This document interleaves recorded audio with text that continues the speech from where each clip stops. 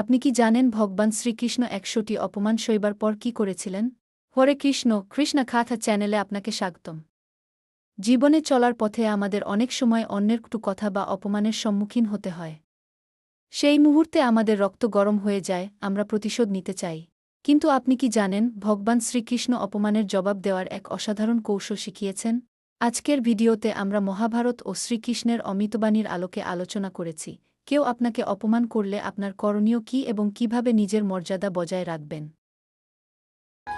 আমার অনেকগুলো নাম আছে, আর তাদের মধ্যে একটি হলো যুদ্ধ বিমুখ। এই কথা আপনারা সবাই জানেন।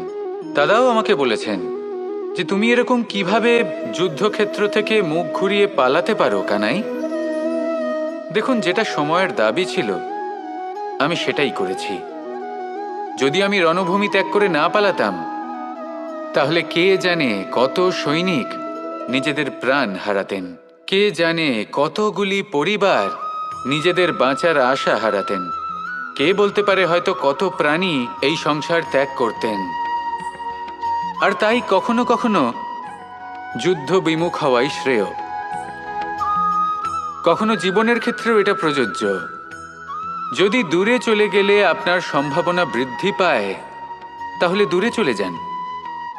দূরে চলে যান সেই সকল ব্যক্তিদের থেকে যারা কথায় কথায় আপনাকে অপমান করেন, আপনার নিন্দা করেন, আপনাকে বাধা দেওয়ার চেষ্টা করেন, আপনাকে ছোট করেন।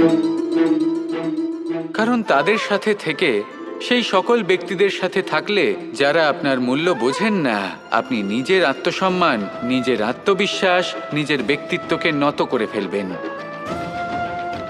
দূরে চলে যান সেই সকল সংঘর্ষ থেকে, সেই সকল পরিস্থিতি থেকে যাদের সম্মুখীন হয়ে আপনি কোনো পরিণামেই পৌঁছতে পারবেন না।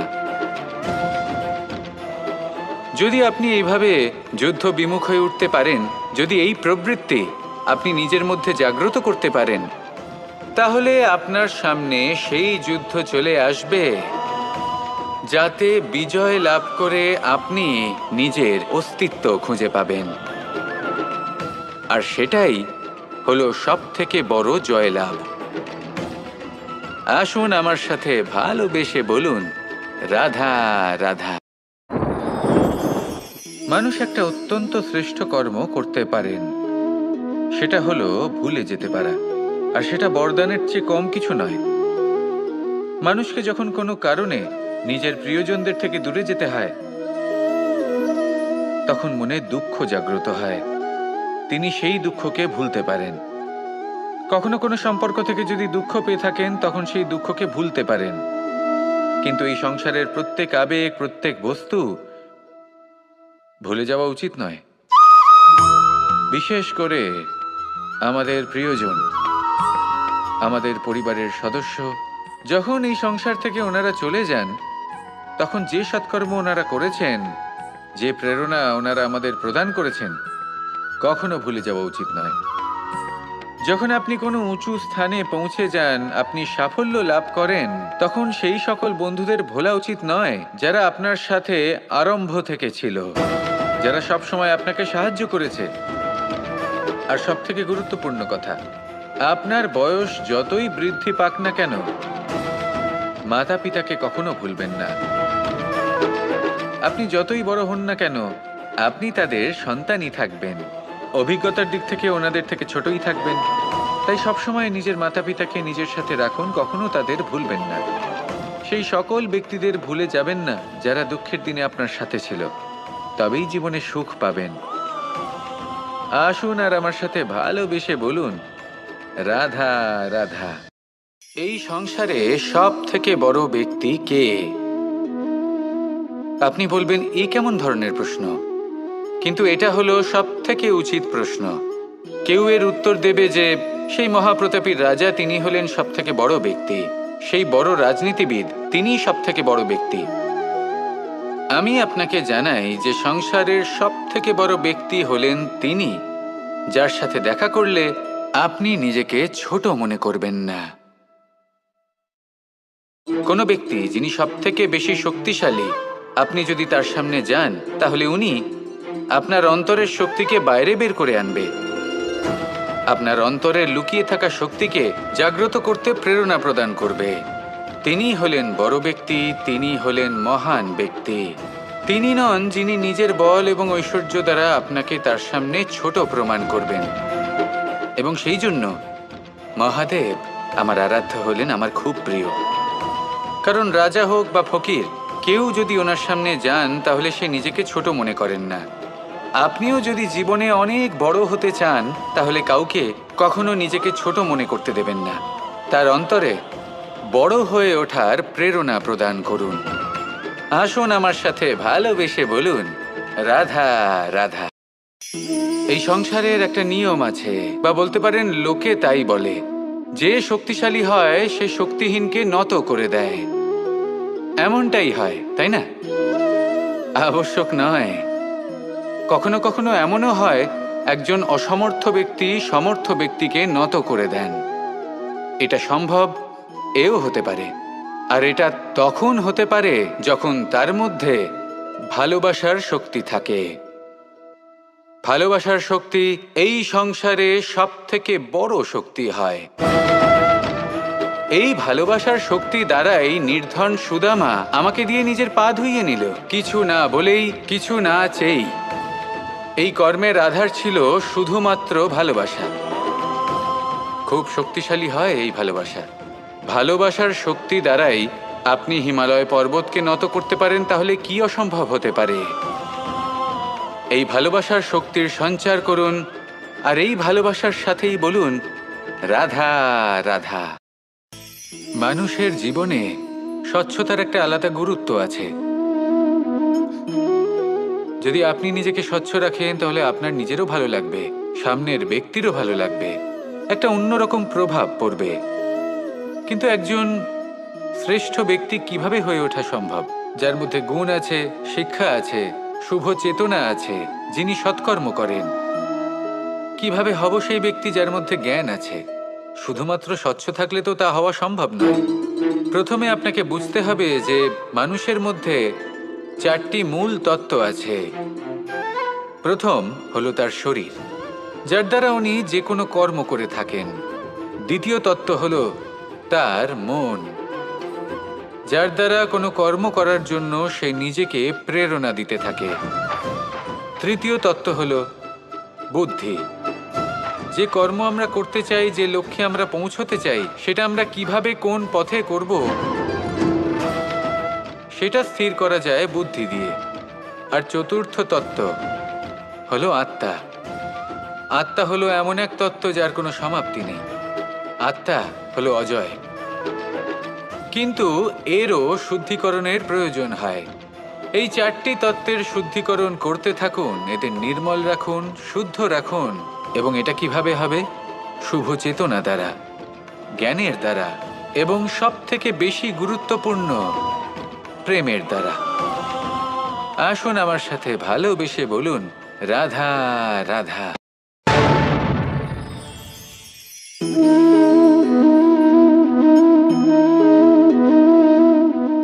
জল এই সংসারের সমস্ত প্রধান তত্ত্বের মধ্যে একটি।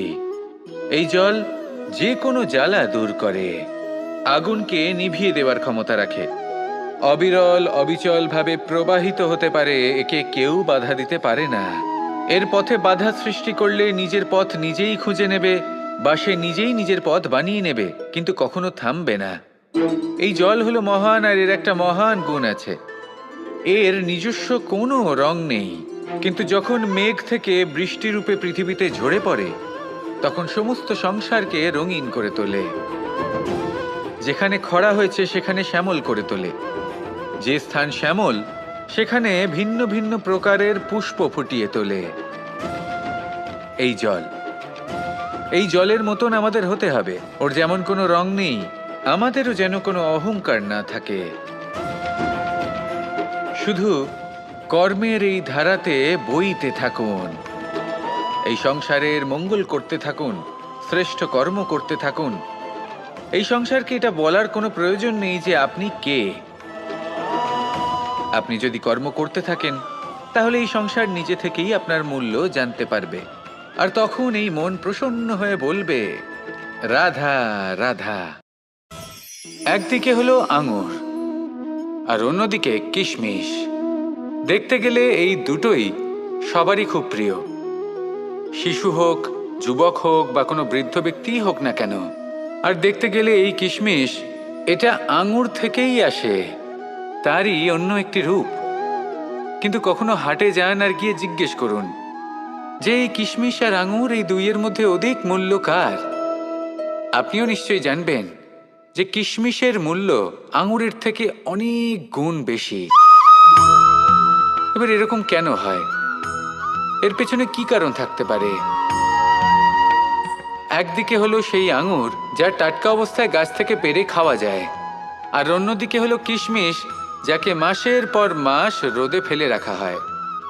একদিকে আঙুর যা কিনা অত্যন্ত রসালো, আর কিশমিশে কোনো রসই নেই। একটি হলো অত্যন্ত কোমল এবং সুন্দর, অন্যটি অমসৃণ এবং তাতে বিন্দুমাত্র সৌন্দর্য নেই, তাও তার মূল্য বেশি। এইসব কেন হয়? এই কারণেই হয় কারণ সেই আঙুর অনেক মাস পর্যন্ত রোদ সহ্য করে থাকে, কষ্ট সহ্য করে থাকে, তবেই সেই আঙুর কিশমিশে পরিণত হয়। এবার জীবনের কড়া রোদ যাকে সহ্য করতে হয় তার সাথেও এটাই হয়ে থাকে, তারও মূল্য আপনা থেকেই বৃদ্ধি পায়।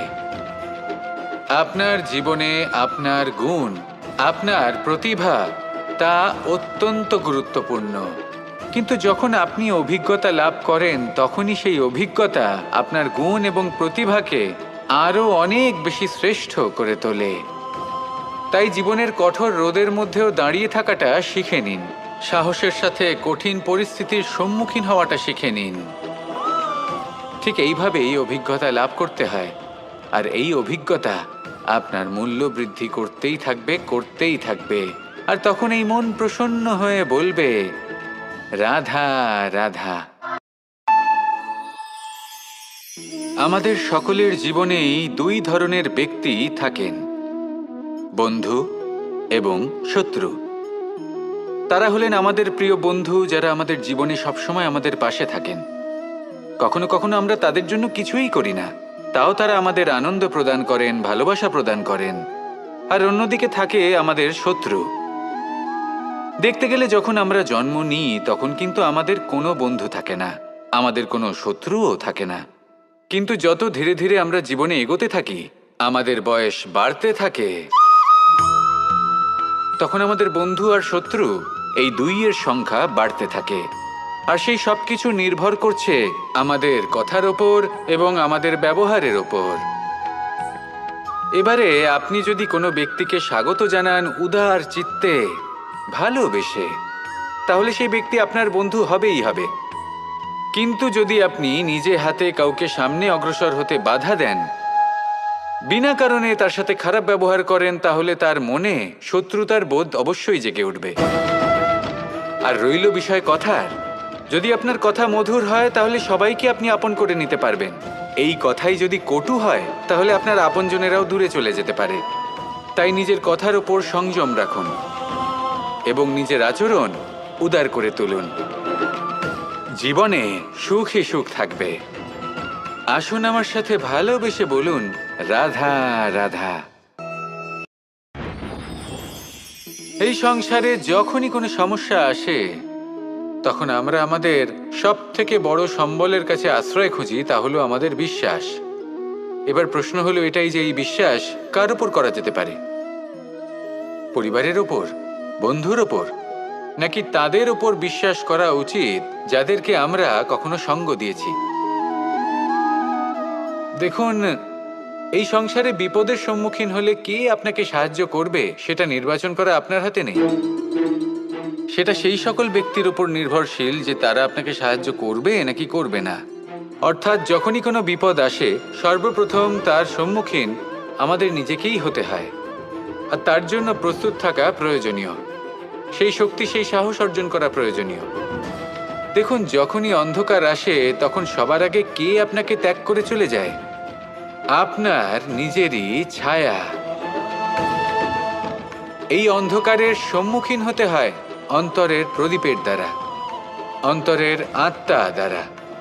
তবেই আপনি অন্ধকারের ওপর জয়লাভ করতে পারবেন। সেই জন্য যে বিপদই আসুক না কেন নিজেকে তার জন্য প্রস্তুত রাখা উচিত। সেই সাহস নিয়ে আসুন। এমন কোনো বিপদ নেই যে আপনাকে ভেঙে দিতে পারে। আসুন আমার সাথে ভালোবেসে বলুন, রাধা রাধা। এই সংসারে সব থেকে ভয়ানক এবং গভীর অন্ধকার কোনটা?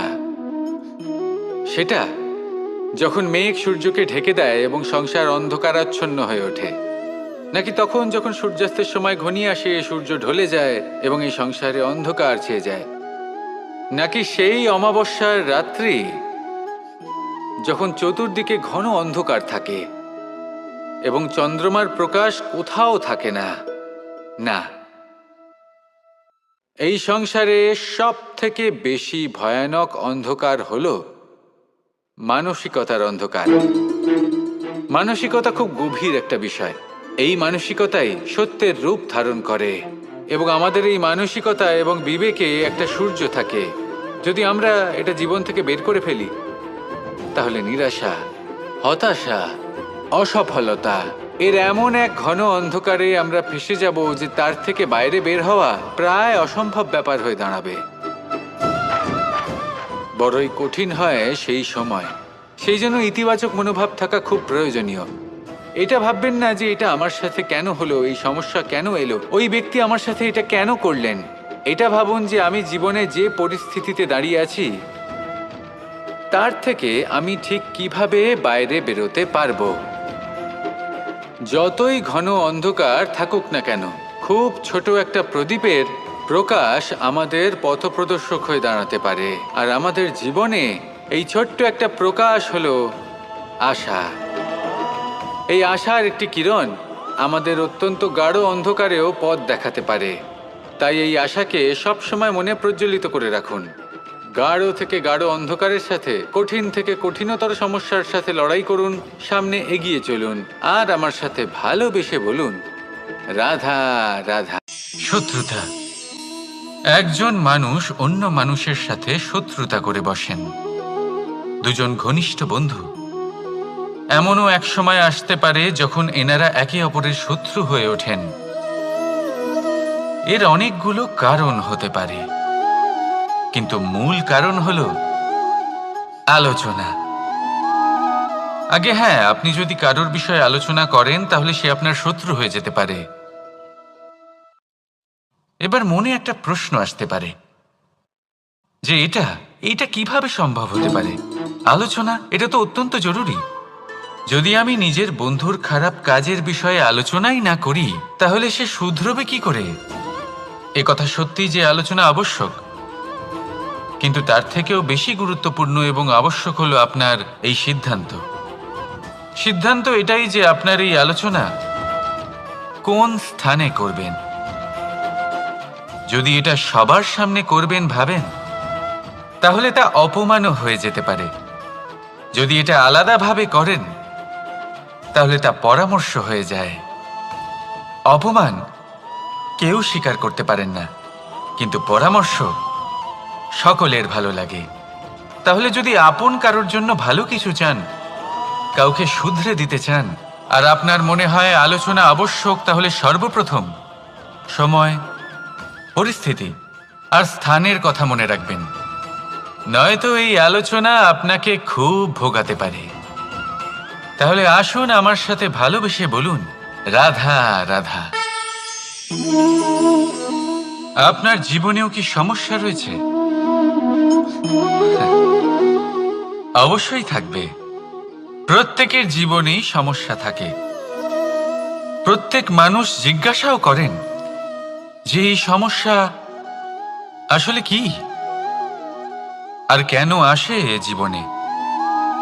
আপনাকে একটা কথা বলে দিই যে সমস্যা আসলে সেটা নয় যা আপনার পথে বাধা সৃষ্টি করে, বরং সমস্যা হলো সেটাই যেটা আপনি তখন দেখতে পান যখন আপনার একাগ্রতা আপনার পথ থেকে, আপনার লক্ষ্য থেকে সরে যেতে থাকে। আর এই সমস্যাগুলি দূর করার জন্য, এর সমাধান করার জন্য একটাই পথ আছে। নিজের সমস্ত ভাবনা আরো একবার একাগ্র করুন নিজের পথের দিকে, নিজের লক্ষ্যের দিকে। আপনার সমস্ত ভাবনা যদি কেন্দ্রীভূত হয় নিজের লক্ষ্যে, তাহলে এই সমস্যা দূরে থাকবে।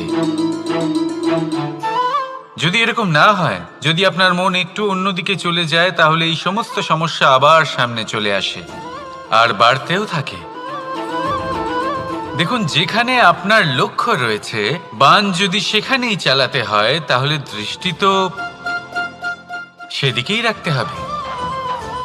তবেই তো আপনি সেই লক্ষ্য ভেদ করতে পারবেন। সেই জন্য মনে রাখবেন, সর্বদা লক্ষ্য রাখবেন নিজের পথে, সেই পথেই সামনে এগোতে থাকুন নিজের লক্ষ্যের দিকে। আপনি যত সামনে এগোতে থাকবেন, এই সমস্যা তত পিছিয়ে যাবে। তাহলে আসুন, আমার সাথে ভালোবেসে বলুন, রাধা রাধা। এই পাখিরা সত্যি খুব সুন্দর, আমার খুব ভালো লাগে। আপনি নিশ্চয়ই শুনে থাকবেন যে কিছু পাখির কাছে ডানা অবশ্যই থাকে, কিন্তু উড়তে পারে না। তারা চায় উঁচু আকাশে উড়ে বেড়াতে এবং মেঘেদের সাথে কথা বলতে, করতেই পারে না। এবার এই সংসারেও পাওয়া যায় ঘুড়িও। এদের মধ্যে না জীবন আছে, না প্রাণ আছে, আর না আছে ডানা, কিন্তু এরা আকাশের সাথে কথা বলে, হাওয়ার বেগের সাথে কথা বলে, আনন্দ করে, উৎফুল্ল হয়ে ওঠে। আকাশে জীবনের কিছু মুহূর্ত কাটায়। তার কারণ কি হতে পারে? কারণ হলো সুতো। এই সুতো যদি সঠিক হাতে থাকে, তাহলে এই কাগজের তৈরি ঘুড়িও আকাশের উচ্চতায় উড়ে বেড়াতে পারে। এবার এই সুতো আসলে কি? এই সুতো হলো আসলে ভালোবাসা। এই সুতো হলো আসলে বিশ্বাসের। আর এটা আপনি দিয়ে থাকেন তাদের হাতে যাদের আপনি বিশ্বাস করেন, যাদের আপনি নিজের সর্বস্ব দিয়ে দেন। ভেবে দেখুন, এই ভালোবাসা আর বিশ্বাসের সুতো আপনি যদি সঠিক মানুষের হাতে দিয়ে দেন, তাহলে আপনি অনেক উচ্চতায় উঠতে পারবেন, আকাশের উচ্চতায় উড়ে বেড়াতে পারবেন, মেঘের সাথে কথা বলতে পারবেন, পাখিদের মতো উড়তে পারবেন, যা ইচ্ছে তাই করতে পারবেন। শুধু এই মানুষ সঠিক হতে হবে, এমন একজন মানুষ যার মনে আপনার জন্য ভালোবাসা রয়েছে, এমন এক মানুষ যার মনে কোনো স্বার্থ নেই, যিনি পরোপকারী, এমন একজন ব্যক্তি যিনি আপনার অস্তিত্বকে বাইরে নিয়ে আসতে পারবেন, তাকে উজ্জ্বল করে তুলবেন। তাহলে ভালোবাসুন, আনন্দ করতে থাকুন, আর এই আনন্দ সহকারে বলুন, রাধা রাধা। আমরা সকলে এমন ব্যক্তির সাথে থাকতে চাই যারা খুব মিষ্টি কথা বলেন, যাদের ব্যবহার আমাদের ভালো লাগে, যারা দেখতে সুন্দর হন, যাদের আমরা পছন্দ করি। আর সবসময় এমন ব্যক্তির থেকে দূরে থাকতে চেষ্টা করি যাদেরকে আমরা পছন্দ করি না, যাদের কথা আমাদের খারাপ লাগে, যাদের কথা একটু কঠোর হয়। আমরা সবসময় চেষ্টা করি এদের থেকে দূরে থাকার, ঠিক কিনা? কিন্তু যদি বাস্তবটা দেখি, তাহলে এই কঠোরতা জীবনে শান্তির প্রলেপ দেয়। ওষুধও একটু কড়াই হয়, কিন্তু এ কি করে? আমাদের সুস্থ করে তোলে। ঠিক সেইভাবেই ভালোবাসার এই অধ্যায় একটু কঠিন, একটু কড়াও মনে হতে পারে, কিন্তু এর ফল সবসময় আপনাদের স্বাস্থ্যের পক্ষে ভালোই হয়। সেই জন্য যদি কেউ আপনার নিন্দে করে, আপনাকে কড়া কথা শোনায়, আপনার ব্যাপারে আলোচনা করে, তার মানে এটা নয় যে সে আপনার শত্রু। হতে পারে তিনি আপনার বন্ধু হন, আপনার জন্য ভালো চান, আপনাকে শুধরে নিতে চান, আপনার মধ্যে কোনো পরিবর্তন দেখতে চান। সেই জন্য কখনো কারোর কথা শুনে বা কাউকে দেখে প্রাথমিকভাবে এই সিদ্ধান্ত নেবেন না যে তিনি আপনার শত্রু হন নাকি আপনার বন্ধু হন। এমনও শত্রু হয়ে থাকেন যে গুড়ের মতো মিষ্টি মিষ্টি কথা বলে আসলে আপনাকে বিষ পান করিয়ে দেবেন। আর এমনও বন্ধু থাকেন যারা আসলে নিমের মতো কড়া কথা বলেন, কিন্তু আপনাকে অমৃত পান করান। এদের মধ্যে পার্থক্য করতে জানতে হবে, কে আসলে শত্রু হন আবার কে আসলে মিত্র হন। এই পার্থক্য যখন আপনি করতে শিখবেন, তখন আপনি এই সংসারের সব থেকে সুখী প্রাণী হয়ে উঠবেন। এই পার্থক্য বোঝা সহজ নয়, কিন্তু অবশ্যই আবশ্যক। রাধা রাধা। অসুখ, এমন কোনো মানুষ আছেন এই সংসারে যার অসুখ করে না? প্রত্যেক মানুষ কখনো না কখনো অবশ্যই অসুস্থ হয়েছে, তার এই শরীর রোগের শিকার অবশ্যই হয়েছে।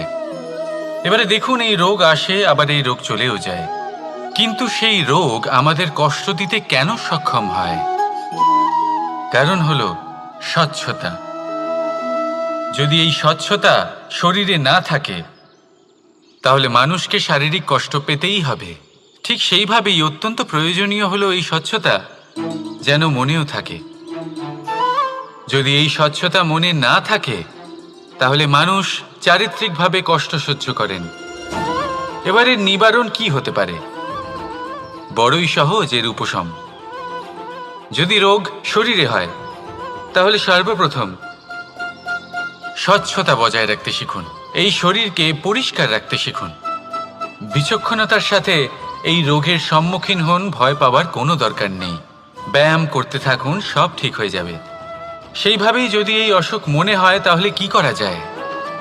সর্বপ্রথম তার আধারের উপরে নজর দিন। আপনার এই আধারই হলো আপনার আহার। যা আপনি আহার করবেন সেরকমই মানুষ হয়ে উঠবেন। সেইভাবেই আপনি যেরকম ভাবেন সেরকমই মানুষ হয়ে উঠবেন। সেই জন্য নিজের ভাবনাকে শুভ করুন, নিজের দৃষ্টিভঙ্গিকে শুভ করে তুলুন, সব কিছু সঠিক হবে। আপনার আমার সবার মধ্যেই এক রাক্ষস বাস করে, তার সম্মুখীন হন, তাকে পরাস্ত করুন। তাহলে এই রোগ সে শরীরেই হোক বা মনের মধ্যে, যদি সঠিক সময় তাকে আটকানো না যায় তাহলে যে কোনো সময় তা মহামারীর রূপ ধারণ করবে। সেই জন্য সাবধানে থাকুন, সুস্থ থাকুন। তাহলে আসুন আমার সাথে ভালোবেসে বলুন রাধা রাধা।